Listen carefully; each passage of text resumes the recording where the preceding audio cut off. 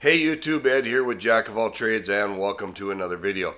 Right off the bat, I need to apologize. I have a horrible cold, stuffed up nose, I got a sore throat, but I promised you guys a video a week, and I will stop at nothing to provide the content in which I have promised. So here I am. We're going to do this video, and let's get through it.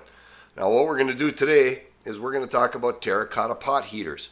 I've seen these things all over YouTube. People are using them as an alternative heat source, things of this effect. You see the ads on YouTube all the time about how this whiz kid scientist figured out this way to heat your home for pennies and stick it to the man and all that kind of stuff. So we're going to build, test, and talk about the science behind these heaters. We're also going to talk about the safety about them, because there is an inherent danger to running these things. So we need to definitely talk about that as well. So with that, let's get right into the video. Let's talk about terracotta pot heaters.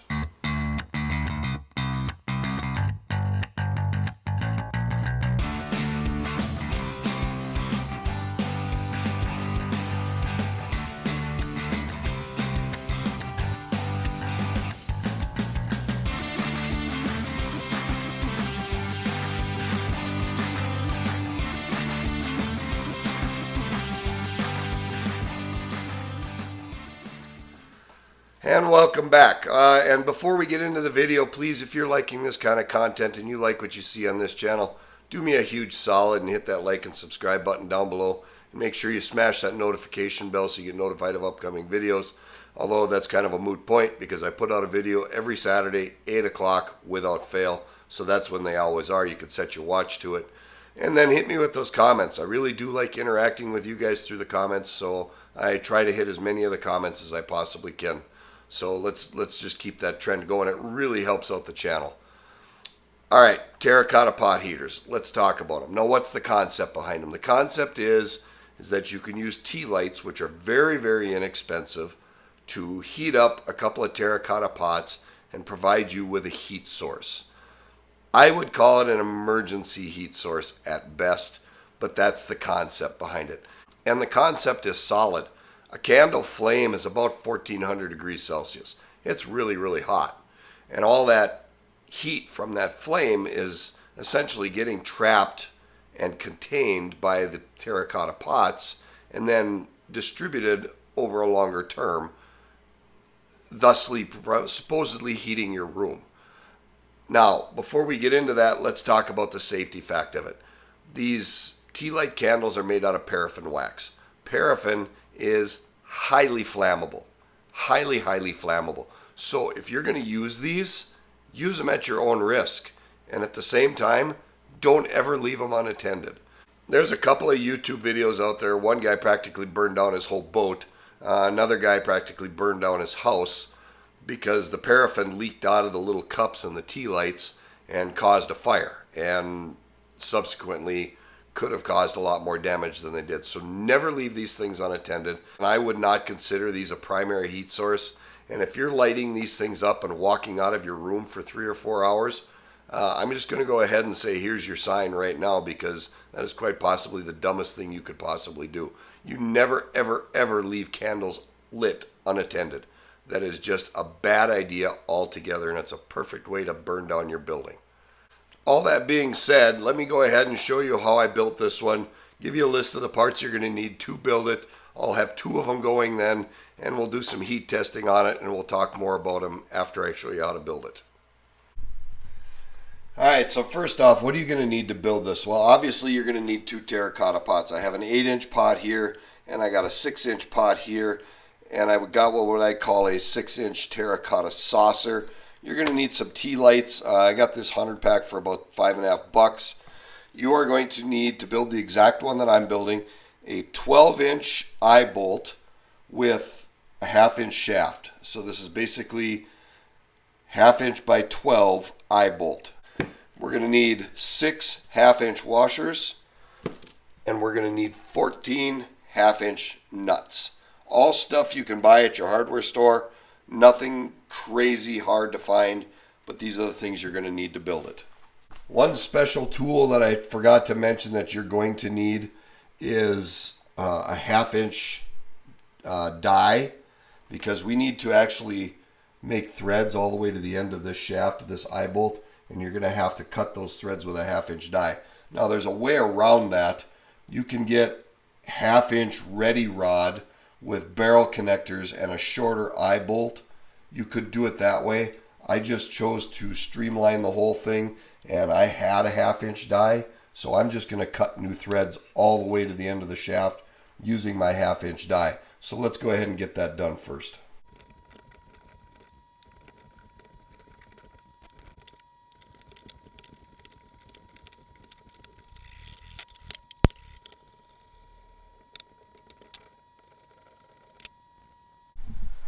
Alright, second thing we got to do is, quite obviously, we're going to have to drill a hole in the bottom of this terracotta pot saucer. So what I use is I use a 1/2 inch mason bit, and because I have it, I'm going to use my drill press.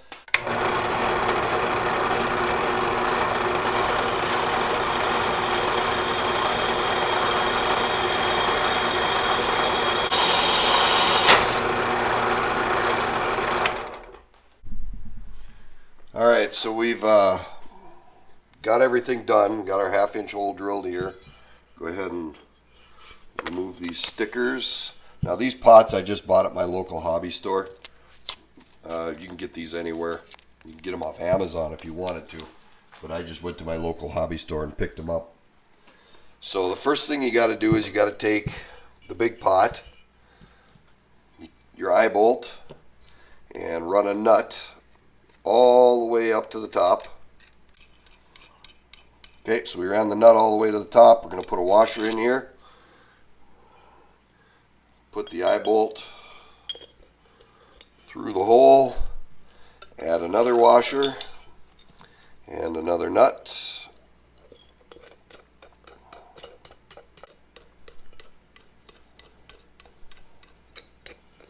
Okay, so then when you get it close to the end, try to center the bolt as much as you possibly can in the middle of the hole, so the washers cover up as much of the hole as possible, and then finish off the bolt. Now you don't want to tighten this down with a wrench or anything. You want to do this totally by hand.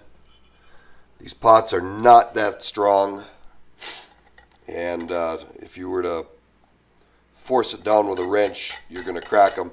Then you need to add 2 more nuts.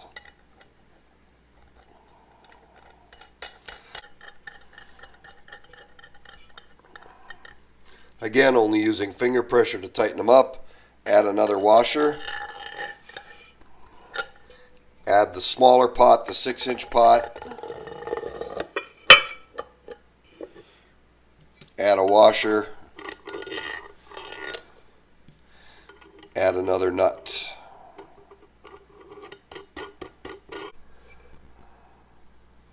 Okay, so I've got those in. Now, set 2 nuts aside, and to the last 2 washers, all the remaining nuts go onto this shaft.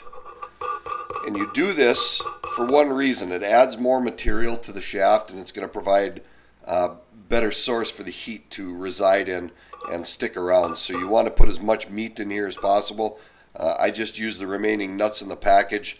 The package of nuts that I got had X number in here, and these were all the nuts I could divide up between the 2 heaters. So just put all the rest of them into place, one right after the next. Alright, so you got all those nuts in there just for heat retention. Now take one more of the nuts, put that one on, screw it down maybe about 1 inch or so, put a washer on it. Put your saucer on, another washer, and another nut. And there's enough, the space in there is adequate enough where most of the heat's going to go up into the pot. You can hang them with pretty much anything you want, but I just use these plant hanger hooks. They're fairly inexpensive, so I just picked up a couple of them. I think they were about $5 and they came with the hardware to mount it.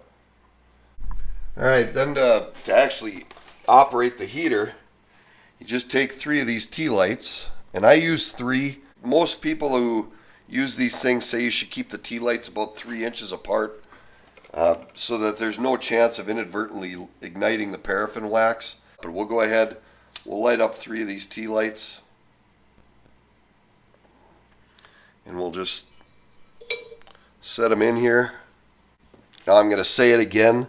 Do not run these unattended. That is the dumbest thing you can possibly do, is to leave a candle lit unattended.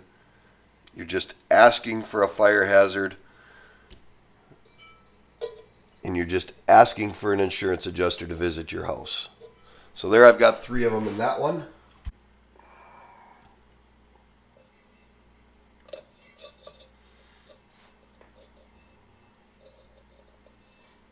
Okay, we got 3 tea lights in there.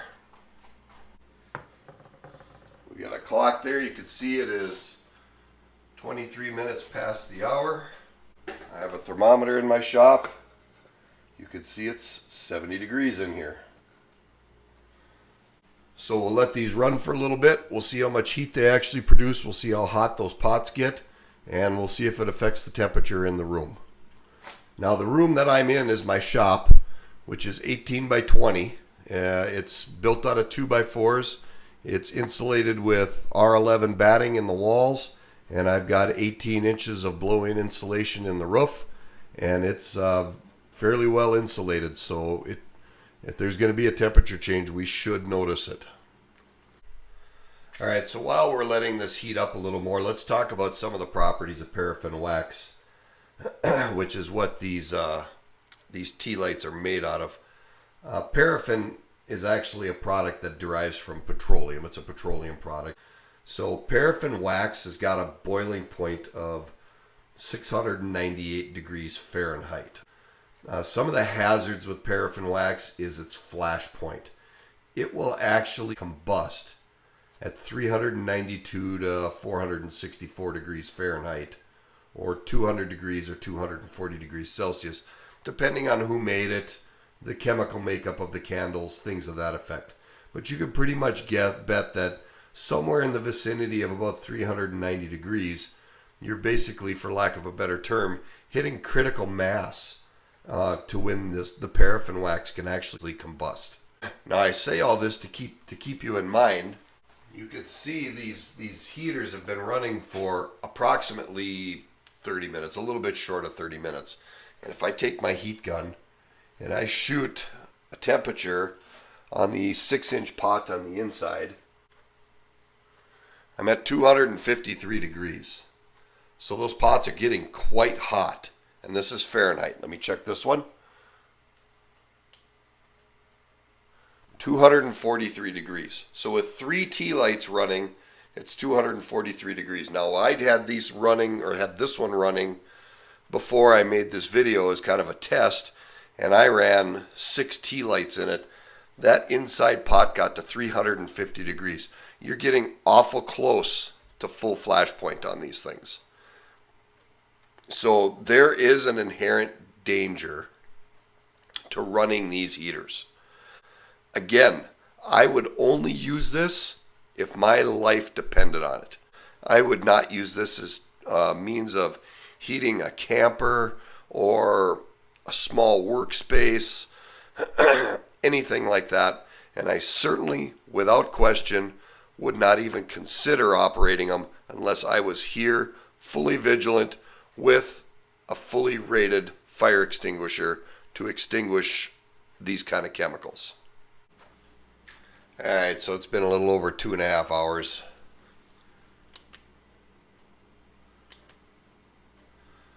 $165 degrees, 159 degrees,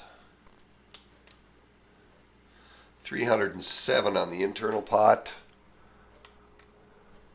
303 on the internal pot. Temperature looks like it might have gone up a degree, maybe. Yeah, maybe a degree and a half. So they are definitely providing some heat. You certainly don't want to touch them. They're hot as hell. The bolt in the middle, 172 degrees, 164 degrees. So they're definitely throwing out some heat. Not enough heat to completely heat a room of this size, but I would say a room 1/3 of this size, you could maybe make a difference. Now, like I said, this is an 18 by 20 building.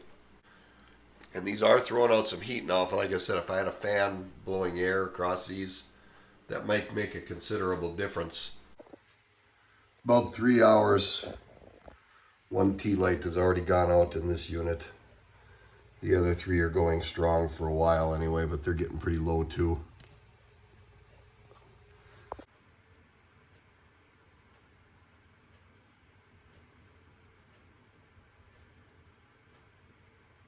All right, so do the heaters work? Sure. Yeah, they work. They put out some heat. They put out a lot of heat.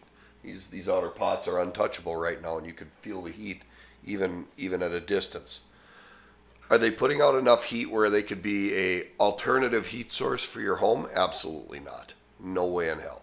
They are not putting out enough heat to even raise, these 2 units are not putting up enough heat to raise the internal temperature of my small workspace here of 18 by 20 more than 1.5 degrees in 2 hours. It's just not sufficient enough to do that. And if I didn't have my primary heat source running, there's no way they could keep up. Like I said, ambient temperature outside right now is about 30 degrees. There's no way they could keep up. Then you have the inherent fire danger involved with them. Now, I cited to you earlier the flash point for paraffin wax. It could flash off as low as 400 degrees depending on who made the candles. These internal pots already are sitting right about 300 degrees. So adding another candle would be risky because you're just going to jack the temperature up that much more. And we're already within 100 degrees of possible flash point. Most designs that I've seen online, they're running 4 candles. And that's fine if you want to go ahead and do that, knock yourself out. I am not willing to risk that. I would consider these a viable source of emergency heat. Poop hit the fan. My survival is at stake, and I need something to keep warm. These are not a new concept. A lot of homeless people were using these things, but they weren't using them for heat. They were using them for more like to heat up things, like heat up a can of soup or something like that. They weren't being used as a primary heat source.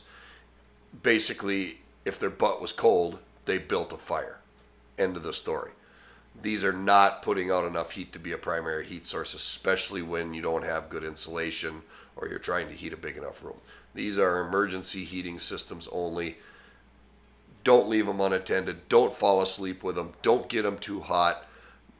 Inherent dangers with using these things. Danger, Will Robinson, danger.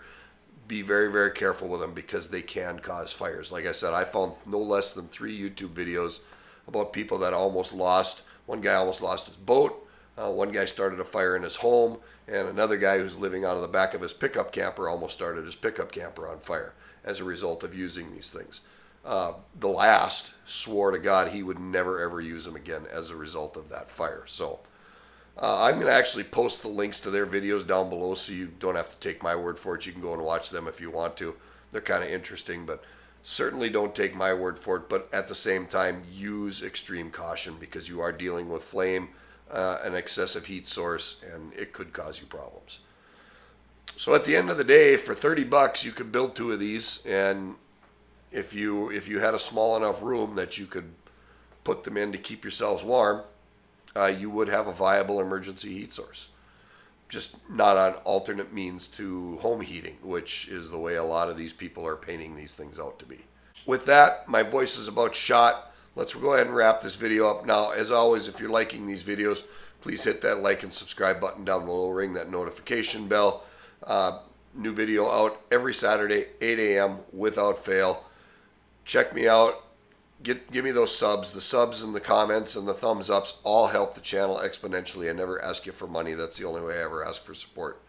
And share the videos. Let other people know that I'm out here because we're building subscribers and it's really cool.